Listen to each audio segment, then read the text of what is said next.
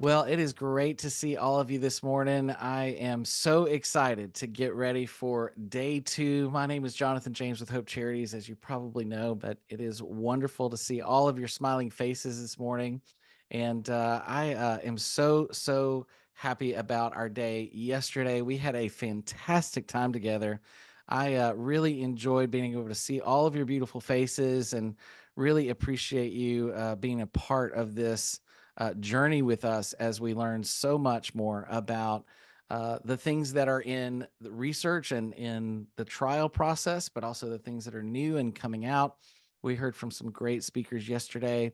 We really set the stage yesterday morning with this idea of going beyond just surviving and getting to a place of self educating so that we can thrive. And we talked a good bit yesterday morning about in our opening session about how important it is to sort of live that autodidactic is a term that I'm using. It's kind of a new word for the week. Way of thinking where we're able to really just educate ourselves on the very bleeding disorder that we live with and the things that we're going through.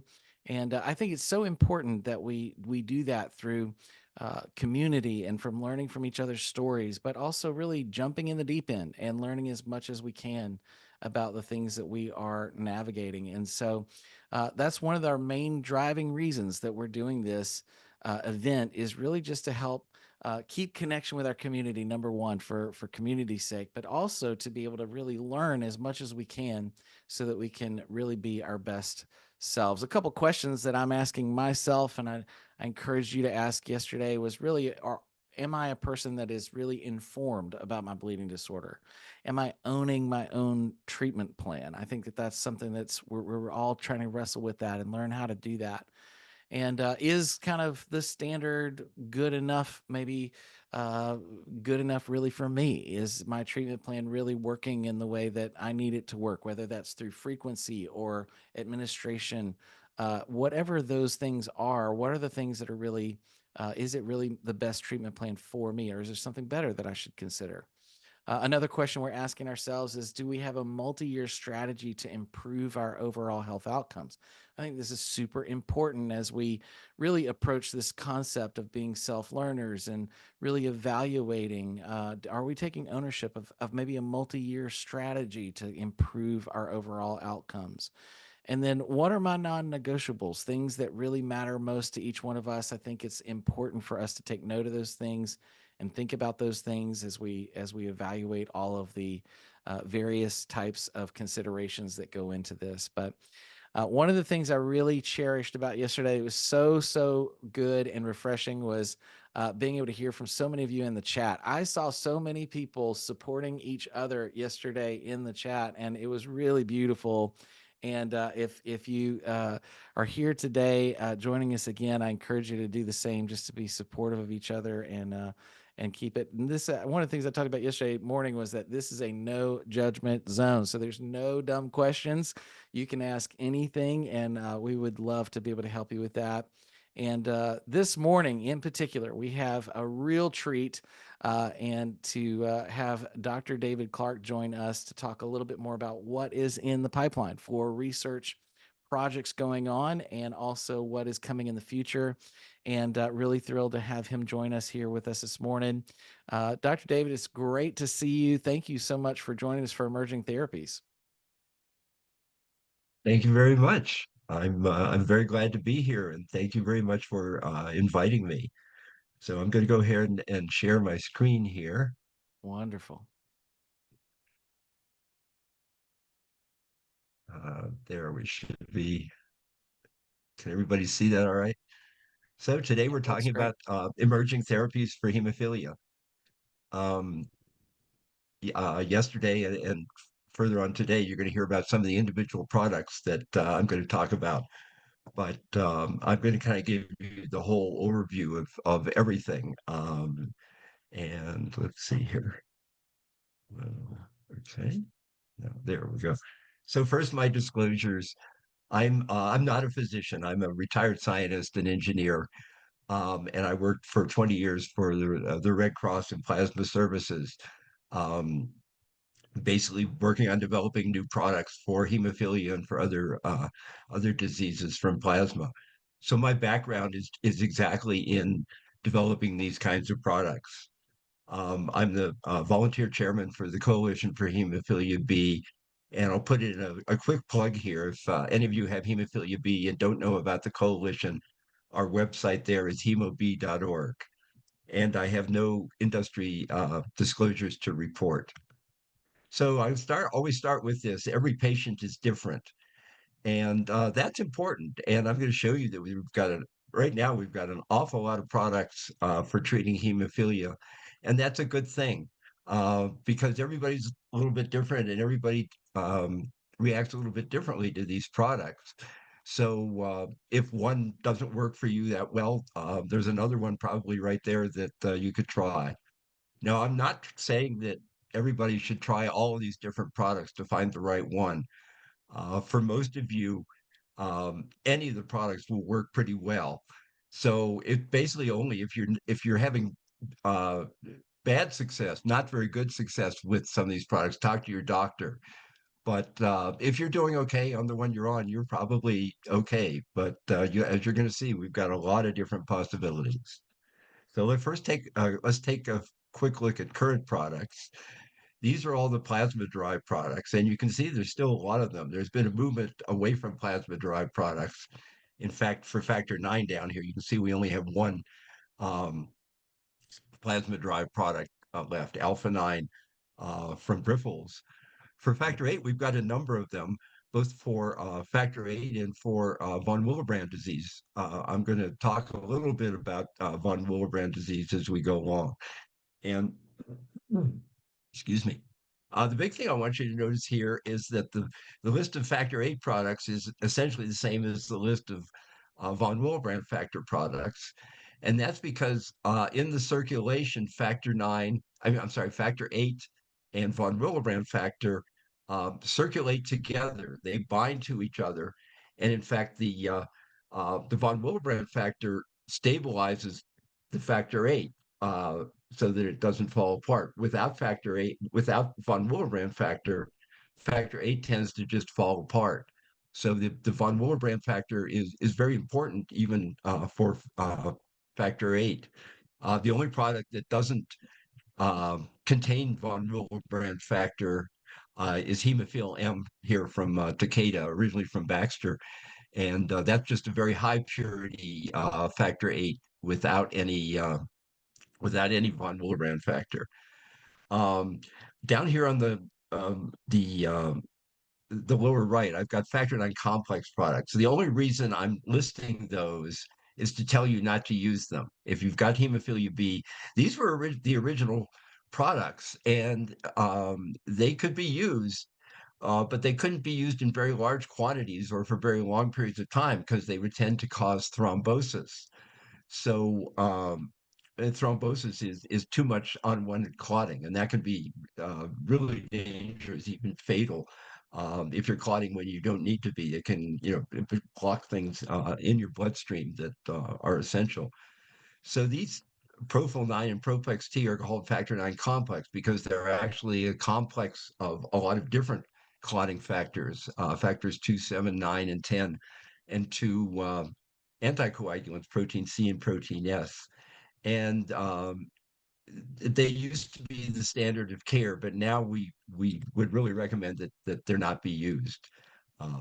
So let's go on. We have recombinant standard half-life products, and these are basically just recombinant genetically engineered copies of the plasma-derived products. So it's really the same molecule in most cases.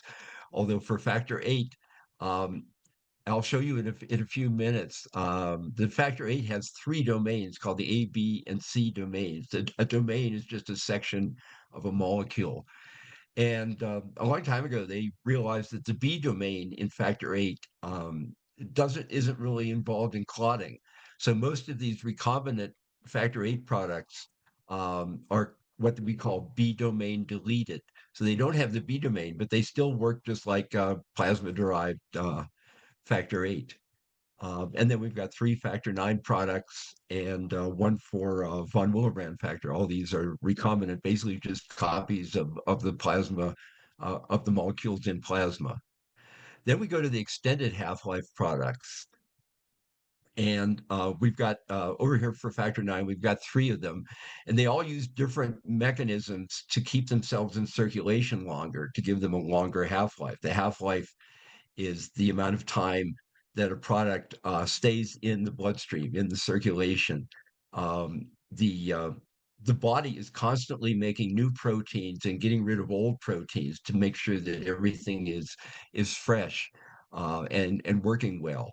And so that's why there's a half life, because when you put a protein into the bloodstream, it eventually gets taken out and broken down because the body thinks a new one's going to be coming. Um, so anyway, we have three factor nines. For factor eight, we've also got a bunch of different extended half-life products. And I'll show you in a minute that the extended half-life in factor eight, it doesn't really work as well as for factor nine, even though these products use some of the same mechanisms to keep factor eight in circulation longer. Uh, a new product, Altuvio, partly gets around this, and we'll talk about that in a minute. And then, of course, we've got Hemlibra down here on the bottom, a biospecific antibody product. What Hemlibra is basically what they call a mimic of factor eight. It's an antibody that behaves like factor eight. What factor eight does is factor eight brings factor nine into contact with factor 10 so that the factor nine can activate the factor 10. And if you don't have factor eight, that doesn't really happen very well.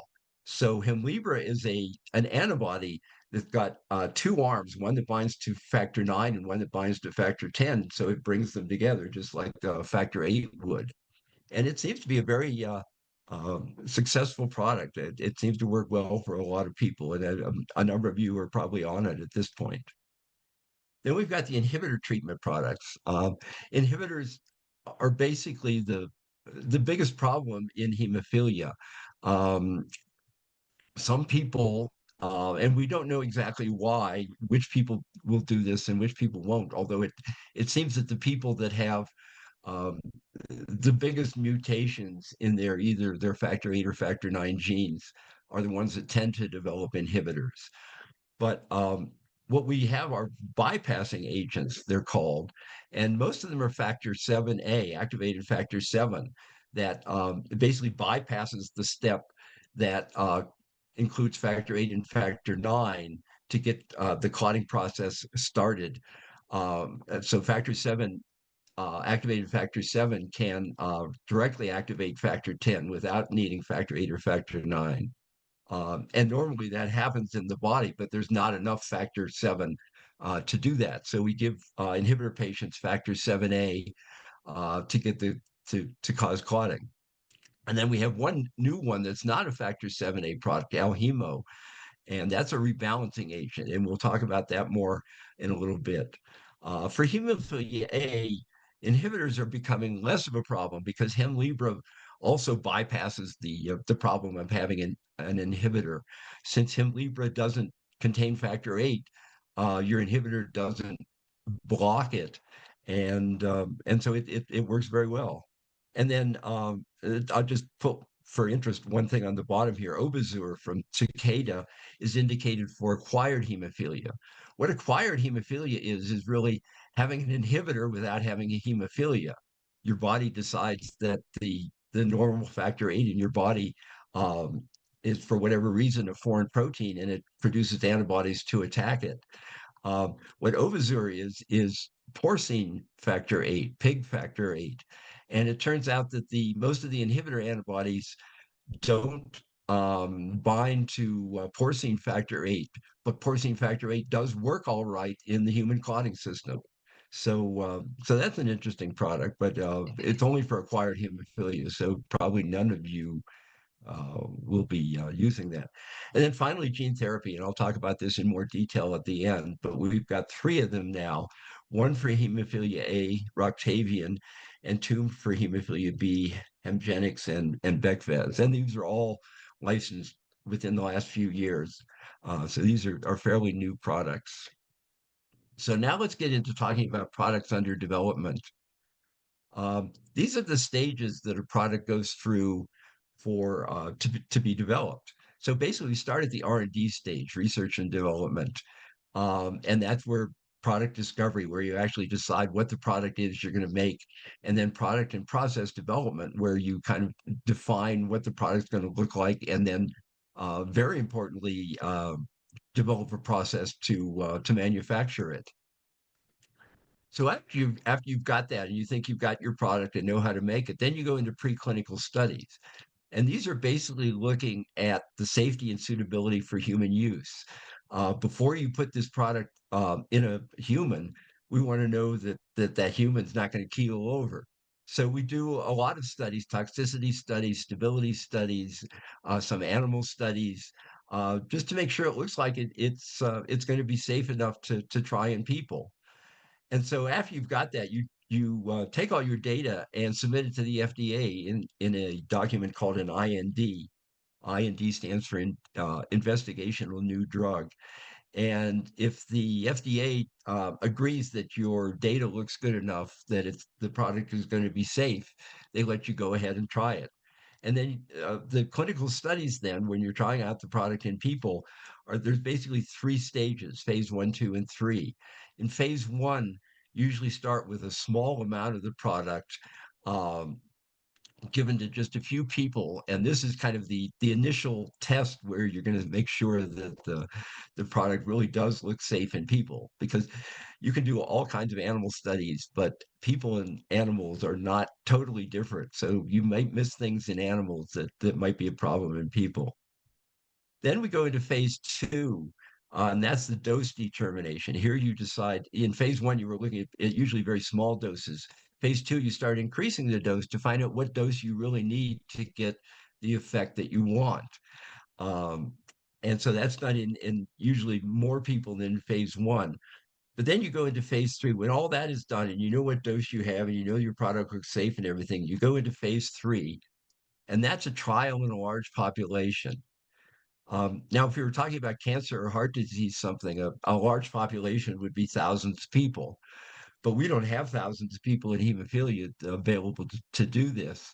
So usually in hemophilia, a large population is more like 100 patients. Often that's the maximum. Sometimes, for instance, the gene therapies were more like around 50 to 60 patients. But that's basically as good as we can do. So when you do the trial in the large population, and if it looks like the product works and continues to look safe, then you apply to the FDA for a product license. For the products we're talking about, this is called a BLA, a biologics license application. And if they decide that all your data looks good enough, they'll license your product and let you put it on the market and sell it. Sometimes people also do a phase four study for various reasons. Sometimes, for instance, say you got your product licensed just for adults and you want to also get it licensed for use in children, you might do another phase four study in children to show that the product works and is safe in children.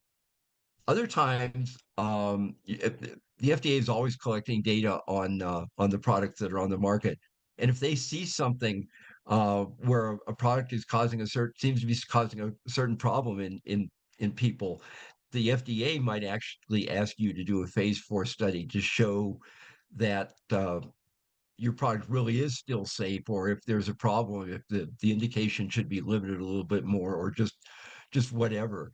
So phase four is basically just supplementary studies to kind of go on after you've been licensed. So we're going to talk about three different kinds of future treatments. We have improved factor products, rebalancing agents, and gene and cell therapies.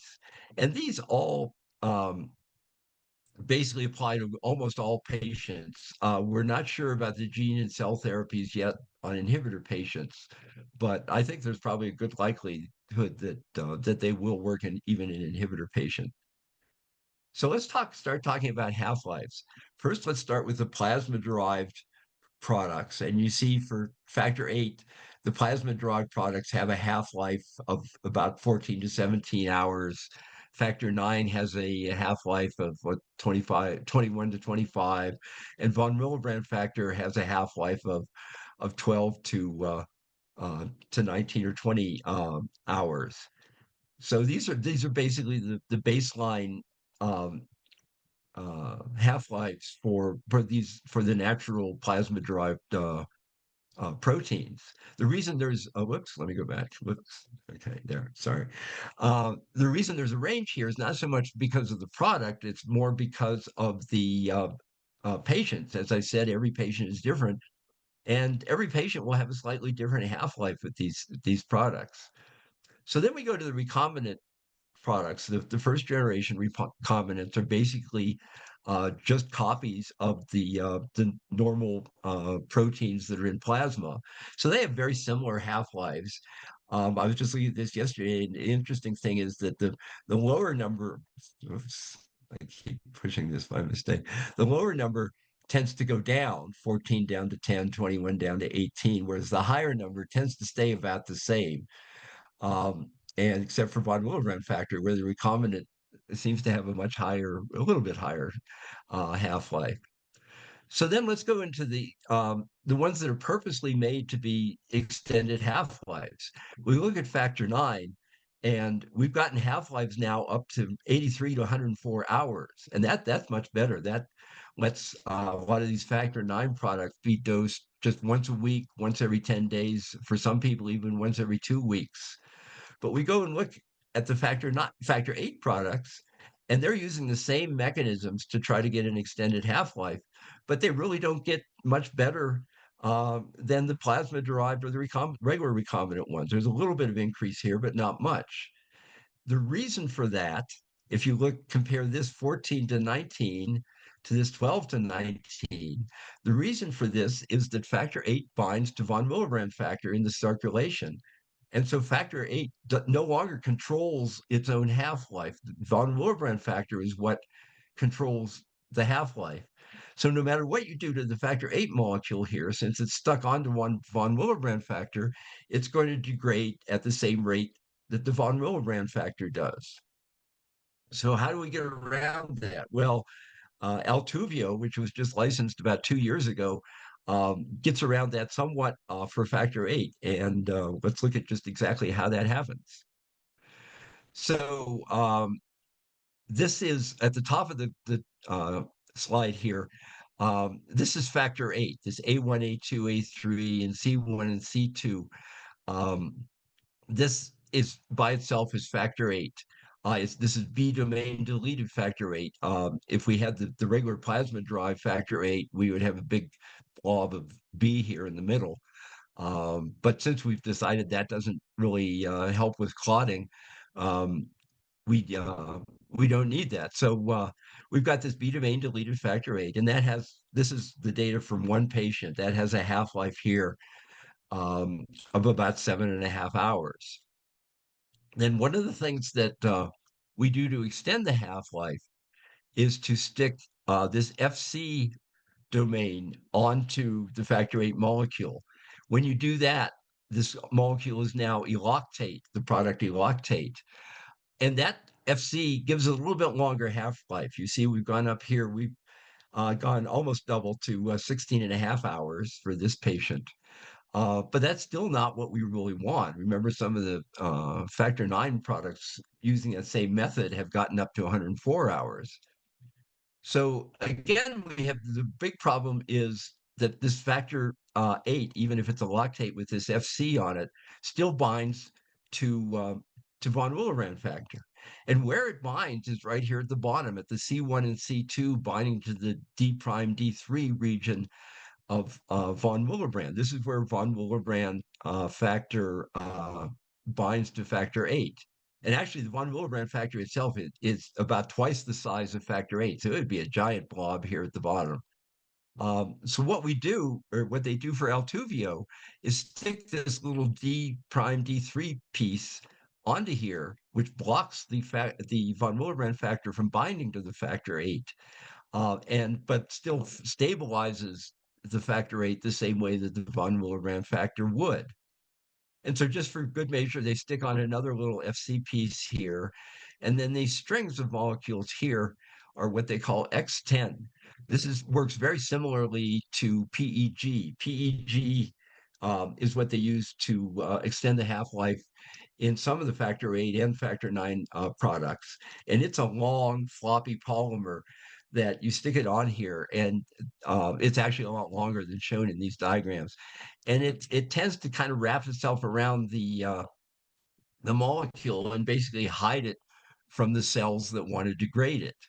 And so this X10 is a string of amino acids, and it's again a long floppy polymer that tends to kind of wrap around the product. So with all these changes, we've gotten in this patient, BIV 001 is Altuvio, and now this patient is we pretty much doubled the half life again up to 32 hours. So this is how Altuvio works and how it stays in circulation longer, basically just by being stabilized but not needing to bind to von Willebrand factor. Then we've got several bispecific antibody products. Remember, Hemlibra is one of these, and that's the only one on the market right now, but it's been very successful.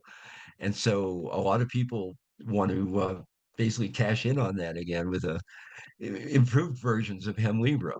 So Novo Nordisk has been working on MIM8 for years. It's another product like Hemlibra that's subcutaneous, a subcutaneous injection.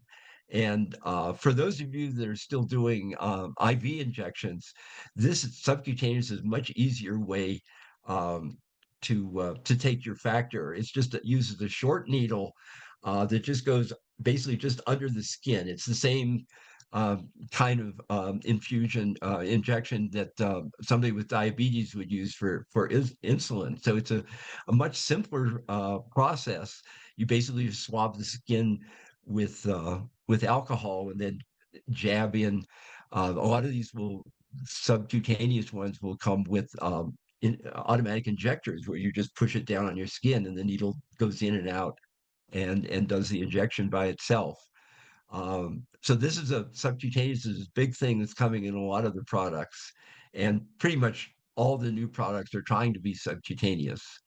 So MIM8, they expect to put in their license application, the BLA, this year. One thing about them is that they've opened up their clinicals and they're looking at women and looking at pups. Pups are previously untreated patients. So these would be infants that haven't been treated with factor yet. Um, and then we've got three more organizations trying to come up with better bispecific antibody products. NXT007 is from Roche, who also makes Hemlibra. So this is basically an improved Hemlibra product, and they're in phase 1 and 2. A lot of times they combine these phases just to try to get through the clinicals a little faster. Novolgen, they're farther back in just the preclinical studies. They're producing one that's self-regulating. One of the problems with Hemlibra is that it's basically always on, it's always active, and that can cause some problems. So this NVG 444 actually has a mechanism that turns itself off after it's done participating in clotting. And then Children's Hospital of Philadelphia, they're actually a huge hemophilia research organization. They do a lot of work. They've done a lot of work on gene therapy, and they also are working on an improved bispecific antibody product. In terms of new extended half-life factor 9 products, as I showed you, the three that we have work pretty well.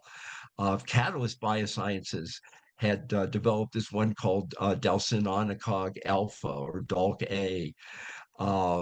But they ran out of money. They were getting very good results. They were up to phase 2B, it looked very promising. It's another subcutaneous product. But they basically dropped it. And in fact, they sold it to a company called GC Pharma, who is a Korean company. And they are presumably going to go ahead and continue developing this, but we haven't really heard anything from them that they're going to do that. Although since they bought the product, you would think they would. So we'll see what goes on with that. Right now, that product is more or less on hold. Here are some factor 7A products for people with inhibitors. Catalyst also had an activated factor 7 product, Marzepticog Alpha or Mars AA. And they were all the way in phase 3 studies and getting very good results. But again, they ran out of money and they decided to reorganize. And so they sold that again to GC Pharma, and we'll see whether they go ahead and do anything with that. Um, One thing is all these little, right now, the biotech financing situation is very bad. All these little biotech companies are having a lot of a very hard time raising enough money, whereas the big companies, Novo and Sanofi and Roche and all, they've got plenty of money. They don't have to worry about that. So they're chugging along. Whereas a lot of these little companies, they're trying to develop some of these products, are just kind of struggling right now. Tium Bio is also trying to develop a factor 7A product. They fuse their factor 7A molecule to transferrin, which is a common molecule in the body that carries iron around. That's why it's transferrin. Um, and it tends to stay in that circulation longer. So sticking factor 7A onto transferrin gives it a much longer half-life. And some other inhibitor treatment products. These, I don't know if any of these are going to go anywhere, but they're just kind of interesting. Um, States and Biopharmaceuticals. This is a Chinese company. They're developing this product from snake venom. Snake venoms actually contain a lot of molecules that activate the clotting system. Basically, the snake is trying to bite you and cause all your blood to clot, so it kills you. And in fact, we use a lot of snake venoms in the laboratory for various kinds of clotting assays because they activate some of the different clotting factors. So States is trying to see if they can turn a purified snake venom into a product for inhibitor treatment. One of the things we do in treating inhibitors is to try to tolerize the person, basically to try to convince the person's immune system that it shouldn't be reacting against factor 8 or factor 9. And that works pretty well. About 70% of the immune tolerance induction trials in hemophilia A patients are successful, but it works very poorly in hemophilia B. Only about 30% have successful tolerance induction. So what they're trying to do here is they're actually growing lettuce that makes its own factor 9, that makes factor 9 in the lettuce leaves. And it turns out your gut has its own immune system. And if you can tolerate, if you can tolerize your gut's immune system to something, it tends to tolerize the main immune system in the rest of the body to something. So basically, what they're doing is they would harvest this lettuce and dry it and put it in capsules, and you would take the capsules orally, and then that would expose your gut to factor 9. And some of their early work seems to suggest that that would actually tolerize the person um, uh, and get rid of the factor 9 inhibitor. And then Children's Hospital of Philadelphia again is developing GB5 that promotes factor 5 activation. Normally for inhibitors, we use factor 7A um, to get the clotting system started without factor 8 or factor 9. Here they're trying to work on factor 5 as a way to get the clotting started. I don't know if any of these will ever go anywhere because the rebalancing agents, which we're going to talk about next, I think, are going to solve the inhibitor problem. So here's a diagram of the clotting system.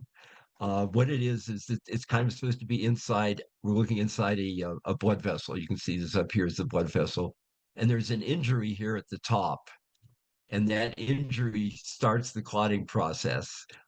Basically, because when the blood vessel is injured, it exposes two proteins, tissue factor and collagen, and both of those trigger the the clotting process. So tissue factor triggers the factor 7A process, and that activates factor 10 down here. And that gets clotting started quickly.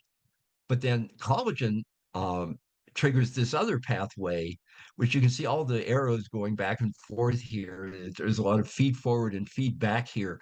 And what this does is amplify the clotting system so that you're able to, even from just a few molecules of collagen and tissue factor, that you're able to produce enough of a clot. So this amplification also ends up back here at factor 10. And then from factor 10, activated factor 10 converts prothrombin to thrombin, and thrombin converts fibrinogen to fibrin.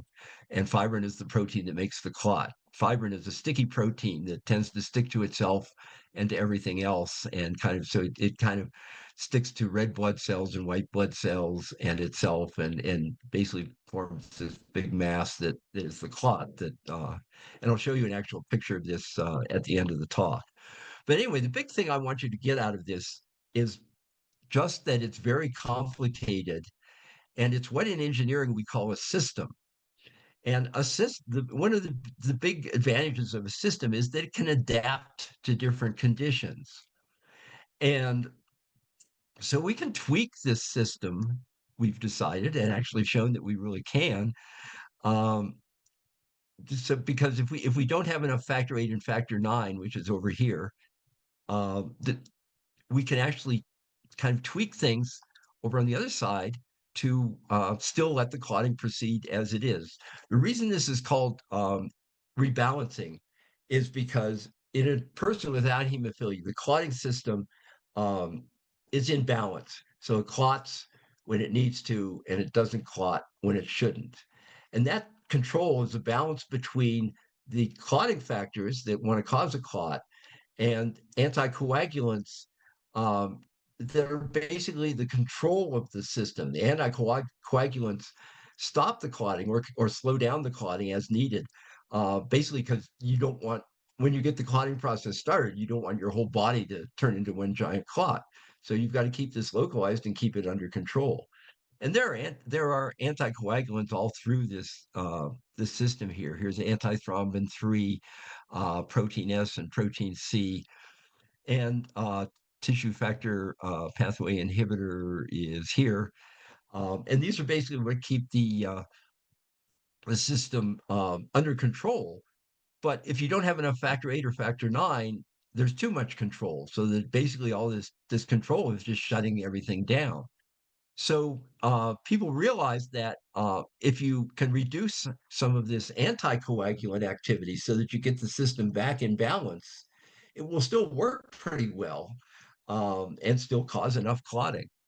So the whole idea of these rebalancing agents is to inhibit the anticoagulants to allow more clotting activity to take place in the clotting system. So here are three rebalancing agents. Two of them were just licensed last year, and one, fitusiran, is expected to be licensed around the end of March, just next month. Um, Himpavzi and Alhemo are from Pfizer and Novo Nordisk, and they target tissue factor pathway inhibitor, or TFPI, which was one of the main anticoagulants. So by reducing the activity of the tissue factor pathway inhibitor, they're basically they can switch the system over so that it clots like it should.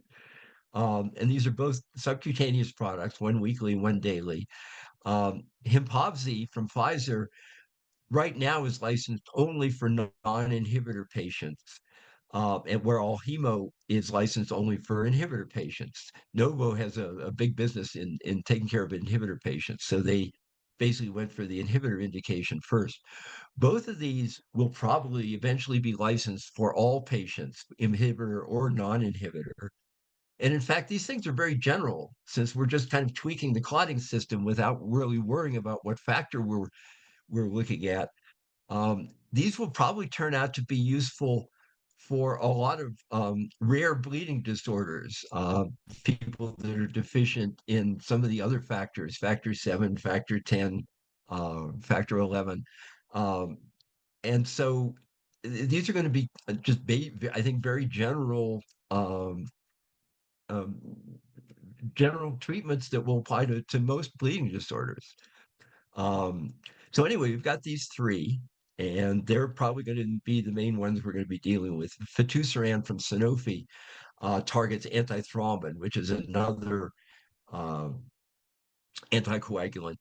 And it's just a subcutaneous injection. All of them are, but this only once a month, which is would be a big advantage. I mean, thinking about doing your IV injections every few days and then being able to switch to just a sub-Q once a month. Although some of you on Hemlibra are potentially doing that already. There are other rebalancing agents coming along because these look like they're going to be very successful. Although, so we've got two from that target, two more that target TFPI, one from GC Pharma, the Korean company I was telling you about, and one from Takeda, and then two that target activated protein C, another anticoagulant. Centessa here with Surfin PC, they were getting very good results uh, with their product, but they just recently discontinued it mainly because of the three back here. You can see these are all big companies, and I think they decided that they really weren't going to be able to compete against those three big companies with this product. So they've gone on to other things. Bayer, though, is they're farther back. They had this HAPCC 1573, which kind of worked but really didn't. But now they've modified it to a slightly different molecule, and they think they're going to get good results with it. So Bayer may come along with a fourth one of these. And with all these, you just never know what's going to happen. Bayer thought they were going to be in really good shape with this HAPC, and then it turns out they bombed in the clinicals. And here's a bunch more. So you can see everybody's kind of getting in on this. Two that target proteins S. And this one from Vega is interesting because they're doing it initially for von Willebrand disease. As I said, most of these rebalancing agents will work for a lot of different clotting disorders, and these people in Vega decided to go straight for von Willebrand disease. They'll all work for a lot of different things, but in the clinical studies, you have to figure out the dose, and the the dose may be different for von Willebrand disease than it is for hemophilia, for instance. So they're going straight for von Willebrand disease. And then a new one that's just come along is this ETX148 from E Therapeutics. That's a nice modern sounding name. And it takes it goes after another anticoagulant called Z dependent protease inhibitor. And this is interesting because it would be a subcutaneous injection quarterly, just four times a year. So we'll see if that goes anywhere. So now let's talk briefly about von Willebrand disease. Uh, von Willebrand disease was in the same situation that factor nine hemophilia B was back in the 1990s. Back in the 1990s, there was basically nothing going on for hemophilia B.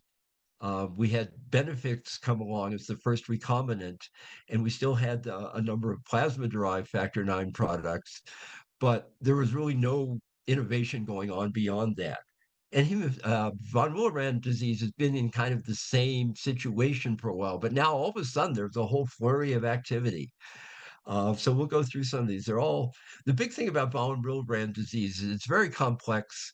There are three different types, and some of those types have subtypes, and it's just a very complicated disease to try to treat other than with just general von Willebrand factor. But first, we're starting this one from Guardian and Band Therapeutics. They're actually the same company. Band is owned by Guardian. BT200, and that's an aptamer. An aptamer is a string of nucleic acids. Nucleic acids are what make up genes. This is just a short string of nucleic acids that tends to bind. You can set them up depending on what nucleic acids you put in the string to bind to various proteins, kind of like an antibody binds to them. So this is an aptamer that binds to von Willebrand factor and keeps it from being broken down as quickly. So it slows the clearance of the von Willebrand factor. So that, basically gives you an increase in the von Willebrand factor in your bloodstream. Hemlibra, interestingly, turns out that it may have um, some use in von Willebrand factor type 3. Type 3 is where you have a total deficiency of von Willebrand factor. And one of the big problems with that is that you end up having a deficiency both of von Willebrand factor and of factor 8, because the von Willebrand factor stabilizes the factor 8. So if you don't have von Willebrand factor in your bloodstream, your factor 8 tends to fall apart right away too. So Hemlibra is kind of a mimic of factor 8. And it turns out that it actually can help with clotting in von Willebrand disease patients with type 3, at least with some of them. So they're in a phase 1 trial now, trying to see if that will really go anywhere. Um, Hemab Therapeutics, another little company, is developing, again, a monoclonal antibody. This is similar to the aptamer. The monoclonal antibody would bind to the von Willebrand factor and slow the clearance of it, keep it in the bloodstream longer. I showed you already that Vega is uh, producing a rebalancing agent aimed at von Willebrand disease, and it's against uh, the anticoagulant protein S. Turns out Altuviiio also, as an extended half-life factor 8, can help in certain types of von Willebrand disease, types 2 and 3. So Sanofi is looking at that in a phase 1 study. Um, then we get into some a couple of really interesting ones. This a group in France is looking at this nanobody, and this is a bifunctional antibody that just like Hemlibra brings factor 9 and factor 10 together. This one would bring von Willebrand factor together with albumin to basically make the von Willebrand factor last longer in the circulation. So these ones that make the von Willebrand factor last longer basically work for the types of von Willebrand disease where you actually do have some von Willebrand factor. It just may be mutated and not work quite the way it does, but it's still there. So won't work with type 3 where you don't have any von Willebrand factor anyway. Something similar is happening with hemotherapeutics. Uh, they're looking at synthetic platelet nanoparticles. These little pieces of platelet that bind to collagen, von Willebrand factor, and activated platelets. So this again helps to stabilize the von Willebrand factor and also bring it together with the platelets. One of von Willebrand's factors function is to um, bind to platelets and to the site of injury and bring the platelets into the site of injury. Um, and then there's a group in the Netherlands, a Dutch group, looking at CERNA is silent interfering RNA. This is a process. Fitusiran uses the same kind of process. This actually keeps a protein from being produced. It basically interferes with the protein production.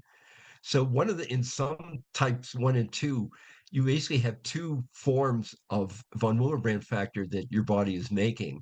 There's a normal one and a mutated one. And von Willebrand factor normally circulates around in large clumps of a whole bunch of different von Willebrand factor molecules. So, but the mutated ones, when they bind to the normal von Willebrand factor, they keep those multimers from happening. And so what this does is this interfering RNA is going to keep the mutated form of von Willebrand factor from being made, so that your body will only make the normal form, and that seems like it probably will work okay, but we'll see. They're still early on in the R&D stage. So let's look at gene therapy. We're getting to the end here, so we'll go through this quickly because a lot of you have probably heard a lot about gene therapy. What gene therapy does is basically you have hemophilia or another bleeding disorder because you have a mutated gene that makes factor 8 or factor 9 or von Willebrand factor or whatever. So the idea with gene therapy is we'll take a good factor 9 gene or factor 8 gene, and we'll put it in a virus. In this case, it's a virus called AAV, adeno-associated virus, and then put that into the body, just an intravenous infusion, just like you would do with factor. The thing about AAV is that it infects the liver primarily. So AAV gets into the bloodstream and travels to the liver, and this target cell would be a liver cell in this case. Uh, and the AAV introduces the good DNA into the target cell, the liver cell, so that that cell can now start producing uh, normal factor 8 or factor 9. And that's basically the key to gene therapy. Um, and this is a false color. These are all different proteins on the surface of the AAV virus. I just showed that because it's a pretty picture. So what do we got for the hemophilia A gene therapies? We have one license now, Roctavian from BioMarin. It was approved in 23, um, and it does pretty well. It got people's factor 8 levels, sorry, up to 18.2% on average at 36 months after the treatment, and reduced the annualized bleeding rate. This is the average number of bleeds you have in a year. Originally, the patients had 5.4 bleeds per year. Now they're down to 2.6. So it's cut them about in half. The problem with these factor 8 gene therapies is it seems like they tend not to last long. And we call that durability. So from their phase 2 studies of so these are people that have had it for a longer period of time, up to 7 years. They originally had 63.6% factor 8, 60.3.6% of normal at 1 year, but now that's down to an average of 16% after 7 years. So this is the problem that the hemophilia A gene therapies are trying to solve, and it doesn't seem to happen with the factor 9 gene therapies. The other big problem with gene therapies is they haven't taken off in the market. All three of the ones that we have now were licensed, and there's just been very, very slow uptake of the product by patients. So a lot of these big companies that are used to, they thought this was going to sorry, a blockbuster drug, and it turned out not to be. They spent billions of dollars developing these, and they thought they would get back billions of dollars too, but so far they haven't. So three of them have now been discontinued: Pfizer's, Roche, and this last one, Roche was we're also working on one for inhibitor patients, and all three of those have been discontinued now. There's a few more. These guys are still plugging away, thinking they might get somewhere, but I'm not going to go through these in too much detail, just to know that there are a bunch of here. At one time, when we were first starting to talk about gene therapy, I had a slide that had a list of over 50 companies that were working on gene therapy. And again, I think this was the idea that it was going to make them rich. And it turned out that's, at least so far, not true. For hemophilia B, we've got two now, Hemgenix and Becvez. And you can see they get slightly different numbers. Hemgenix had a mean factor 9 level of 36.7, whereas Pfizer um, whoops, had a mean factor 9 level of only 25%. But and they went from ABRs of 4.1 before treatment to 1.9 after, 4.4 down to 1.3. I think these are actually pretty much the same. So I think basically these uh, act more or less the same, and you could really take either of them and probably have similar results. There's several others down here that people are still working on. And then let's just go into here. Cell therapies. Then this is the newest thing. So instead of taking a gene and putting it in a virus and then putting it into the body, these people are basically taking cells out of the body, putting the new gene into them, and then expanding the cells, basically growing up the cells into a larger number of cells and putting them back into the body so that the body will now contain these cells that could produce normal factor 8 or factor 9. I think the most interesting one here is from B Biopharma. They're taking B cells, which are part of the immune system. They're white blood cells that circulate around. These are one of the types of cells that makes antibodies. And these cells make a lot of antibodies. So presumably, if you put a factor 9 gene in them, they can make a lot of factor 9. The other nice thing is that these B cells, um, all of these cells basically live but in the bloodstream, but they come from the bone marrow. The bone marrow makes all the different blood cells. And these B cells will return to the bone marrow and kind of establish them there. So you've got a permanent little colony of these modified B cells cranking out factor 9. This sounds really promising, although we've seen a number of promising things along the way, and you never know how it's going to work out. But they're just starting their clinicals now. They're really just in phase 1. Um, these others are all trying to take some of the bone marrow cells and modify them to produce either factor 8 or factor 9 and then put them back in the body. This is a harder thing to do than the B cells, where the B cells kind of naturally go into the bone marrow. These, you've got to do a lot of playing around with it to get these back in and established in the bone marrow. But we'll see if that goes anywhere. And then I always like to end with this slide because this is a photomicrograph, a photograph through a microscope of a blood clot.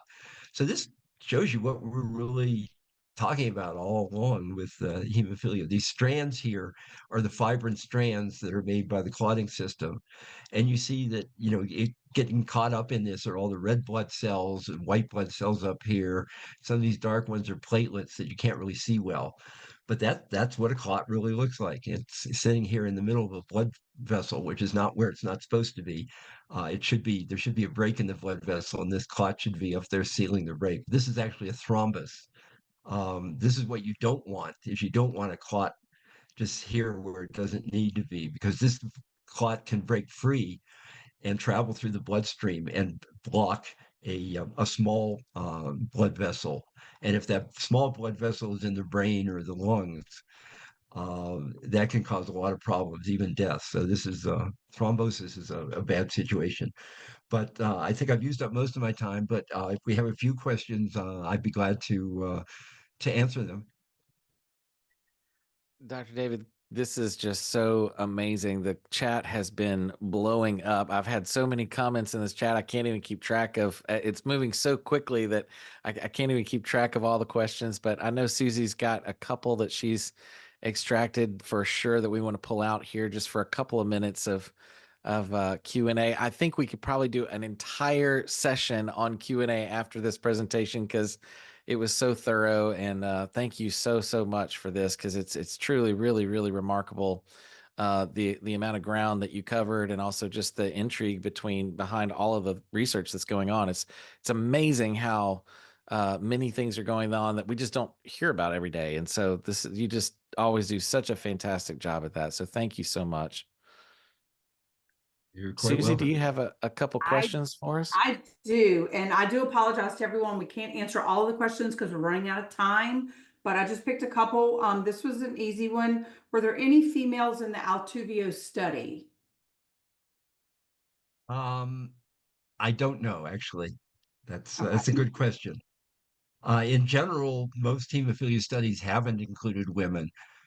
So it usually gets pointed out when they are. So I don't know if there have been, but um, there is a good chance there weren't. Okay. And we had another one. Would some of these subcutaneous products be for treatment, not just for prophy and needing factor for breakthrough bleeds? That's the thing about the subcutaneous ones, is they're really not for treating a bleed. If you have a breakthrough bleed, normally you need to treat it with factor. So if you're on some of these products, you may still need to have factor around to treat if you get a breakthrough bleed. Okay. All right. Well, there were a couple others.